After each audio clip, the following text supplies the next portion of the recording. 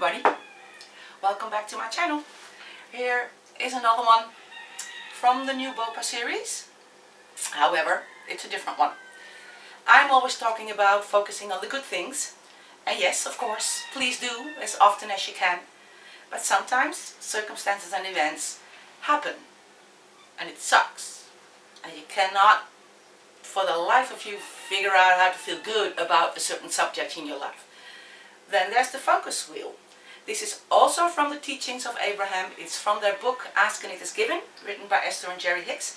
There are 22 processes in that book, and they all work for certain circumstances and events in your life. This time I made a focus wheel. I'll explain about it in the video itself because it's difficult to right now explain everything. I will narrate the video and explain what I'm doing while you're watching what I'm doing. If you're interested in the teachings of Abraham, the books of Abraham Hicks, if you're interested in the law of attraction, and as well like art journaling, mixed media art, make paintings or anything like that, please subscribe. There are way more videos coming how to implement all those wise words into an art journal. So please do. If you have any questions, ask them. I will try and answer them all.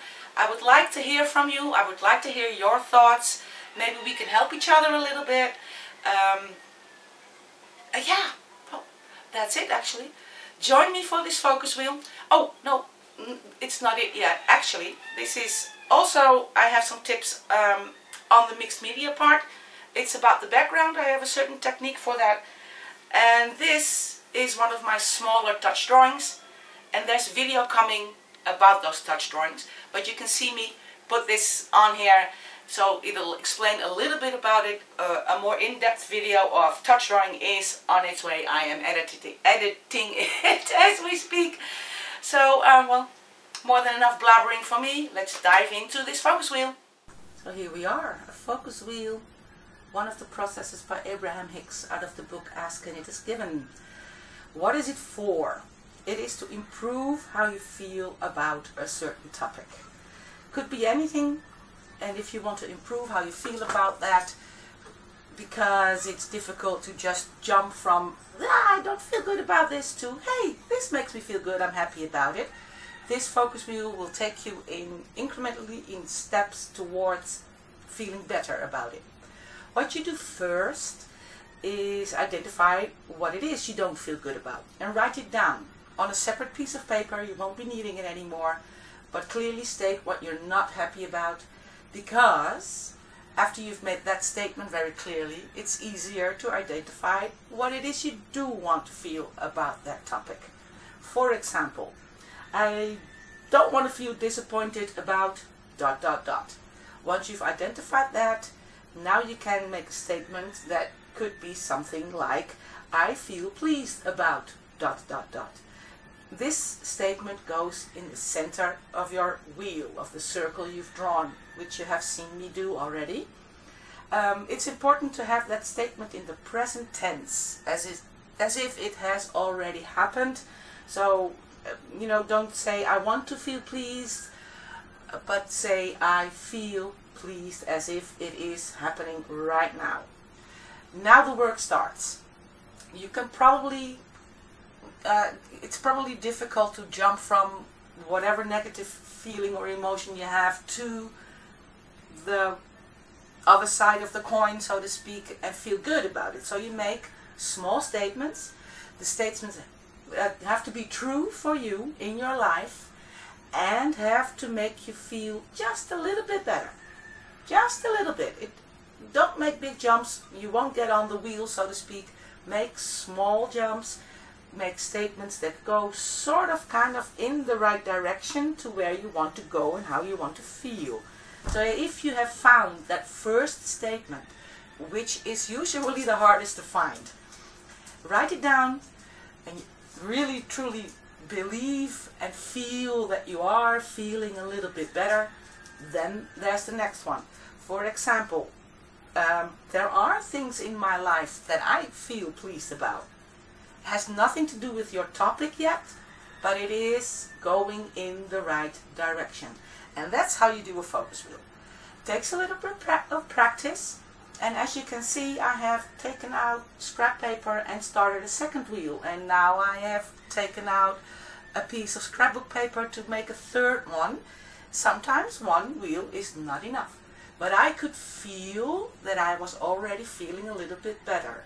By the time I started this one, the third one that I'm cutting out right now, the pit in my stomach was gone. And I truly believed the statements that I was writing. So I did another one. At the end of this one, which I'm starting to write now, I wasn't quite there yet, but I was feeling so much better, and I felt that if I tried harder and went on with writing statements, I was getting stuck. So I decided this little bit of feeling better is good enough for now. I do feel better. So I let it sit for there and started to decorate it. Well, the first focus wheel you see me working on with some Inktense right now, that was still not really getting there. It kind of slowly, but you know, I had to get on the wheel, and every now and then the statement that I wrote down just threw me off into the bushes, as Abraham says. So I started again and I started again. Then at the end of the third wheel, I really felt that pit in my stomach was gone. I felt relief. I felt a lot better. Not completely happy, but you know, good enough. So I left it there and focused on having fun in my journal.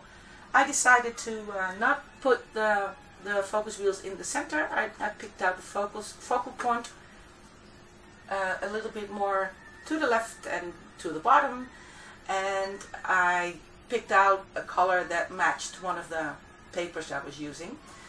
This is the technique I talked about in the introduction. I will take you through it in the next bit because I'm repeating this. What you do is take some acrylic paint, put it on there, and then take some water, and I make little blotches, droplets. I put droplets on the paint that I just put down. Wait until the paint in between the water droplets is dry, which does not take long here on Bonaire, and then put on some paper towels, and the part that has the droplets of water on it, that little bit of paint has not dried and will come off, which means you get these cute little drops, circles and shapes that you can see through. I hope this makes sense. Here I go again. Blue paint, drops of water, wait a little bit, and then paper towel, lift it off, and you can see as soon as I lift it off, you can see the green come through the blue where the water droplets were. I use this background a lot, and usually in more than one layer, and here is one again. I didn't think the green was bright enough, so I took a different, more opaque green. Did the same thing, water droplets on top, wait a little bit, and then paper towels, and you can see where the water seeps into the paper towel, and look at all these cute little droplets. I like it. So my focus wheels go on there. Here I am cutting out from a different paper that I thought would match something to put it down with, and then here are some of my homemade, well, you could call them washi tapes. They're just paper tape which I have painted on because I want the circles that I cut out to be in there, but flip so I can read back if I want to. I'm putting some tape on the back side on the fold as well, so I'm sure they will stay down. I have also put some matte medium on top of that tape as well to make sure it stays down. I'm now gluing the top part down, and again I will be taking out my ruler to make sure I get a good fold. There we go. Another piece of tape to secure it, and then they're in there. by now I have let that topic go. I am now solely concentrating on having fun and playing with colors, and here I am shading with a woody or woodsy, I'm not sure. They're water soluble crayons. I'm shading the circles for a little bit of depth. And I am now just focusing on playing with colors and playing in my art journal. Ah, there they are. These are the touch drawings I was talking about. These are technically not touch drawings. These are drawings I made with a piece of charcoal or an Inktense block on a napkin with drawing the face with two hands. It's a variation of the touch drawing, which I said the video is coming. The napkin I put down, of course, with matte medium, and now I'm making sort of a piece of a t-shirt for her in the same paper that I used to put down the biggest circle. So I'm taking measurements, drawing with a pencil on the back side and sticking it down with some matte medium.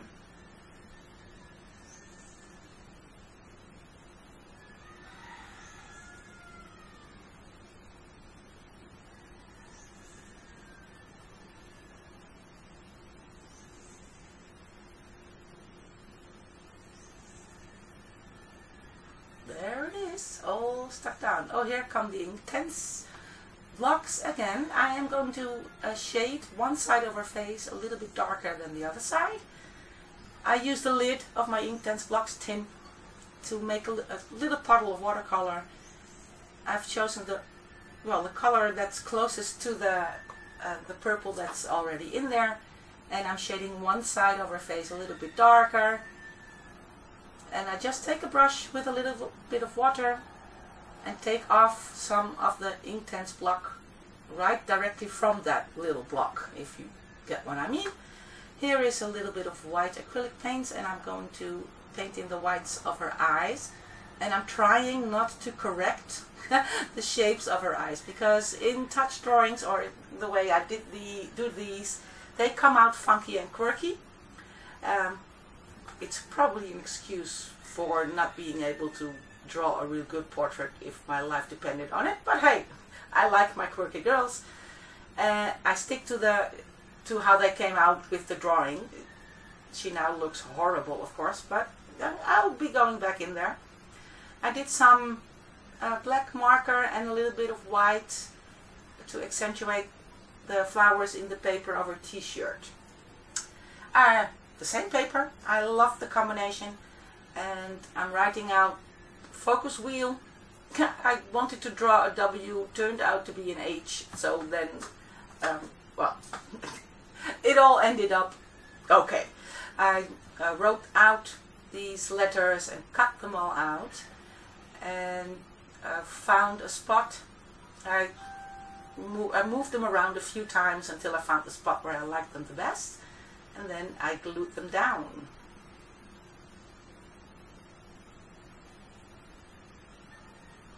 There you go. I cut around the black pen I used to write the letters, so they already had some kind of an outline. I will be shading them later, but this is where I wanted them. There they go.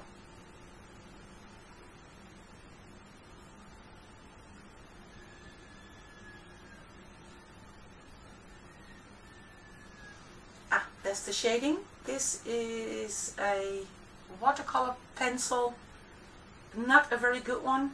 I have no idea what brand it is while I'm sitting here doing this voiceover. I had to do it twice with this watercolor pencil. In the end, of course, it always works out well. Those 3 bits you see laying there, those are parts I cut out from the same scrapbook paper that is the last focus wheel I did, and I was planning to use them. I just never did, but they stayed there while I was working on it. In the end, they went into my big box of small scraps.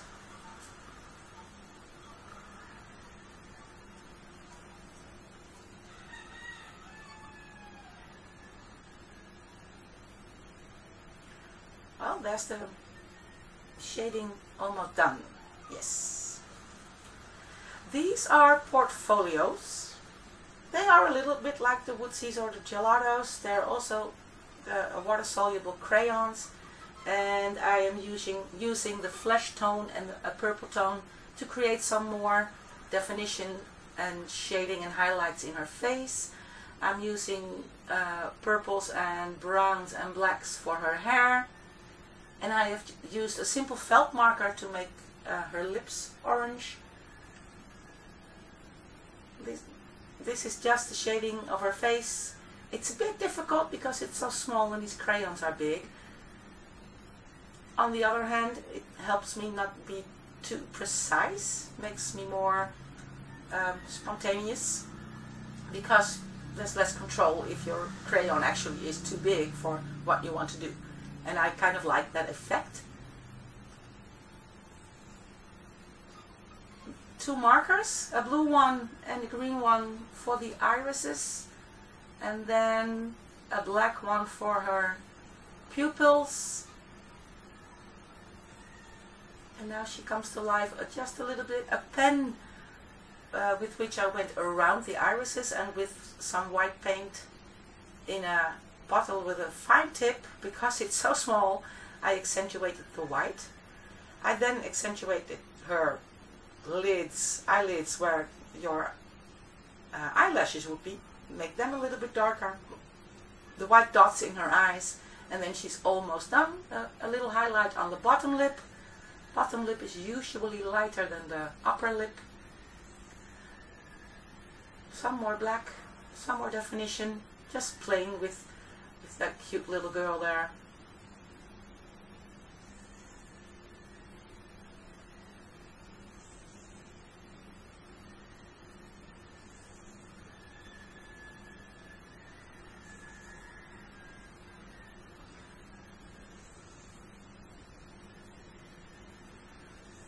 Now some more definition around the bottom circle I've put down there.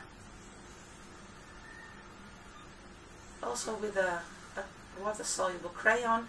I did coat it later with medium. So the next day I left it there, and because I knew there was still some work to do, I came back the next day and it worked. I started where I left it off, put that statement in the center, and after a good night's sleep I was feeling okay, and it was easier to get on the wheel. I now only needed one, and this is what I ended up feeling, and I got there. I really felt so much better about that topic, and I will be writing down a statement in a minute or so about my topic. So I felt so good, I couldn't resist just playing around a little bit more with the girl, and here comes my statement.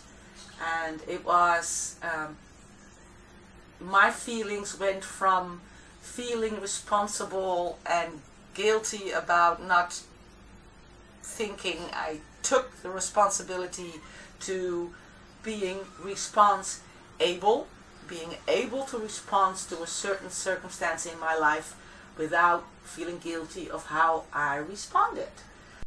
I felt so much better. I hope this makes any sense, and if not, ask any questions down below, and I'll see you in the next BOPA. Bye bye!